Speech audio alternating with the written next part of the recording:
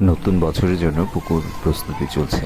প্রিয় চাষি ভাইরা, আপনারা জানেন আমি বায়োফ্লক এবং পুকুর দুটোতেই মাছ চাষ করি। পুকুর প্রস্তুতির প্রাক্কাল থেকে শুরু করে মাছ হারভেস্ট পর্যন্ত পুরোটা সময় চুন এবং লবণের প্রতি আমি আলাদা নজর দিয়ে থাকি। আমি সাধারণত শতাংশ প্রতি 250 থেকে 300 গ্রাম পর্যন্ত চুন দিই। ক্ষেত্র বিশেষে অর্থাৎ মাটির গুণাগুণ ভেদে 1 কেজি, 2 কেজি, এমনকি 5 কেজি পর্যন্তও দেয়া লাগতে পারে।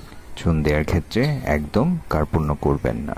মনে রাখবেন, মাটি যদি মাছ চাষের উপযোগী অর্থাৎ উর্বর করে তুলতে পারেন, তাহলে ধরে নেবেন মাছ চাষে আপনি এক ধাপ এগিয়ে গেলেন।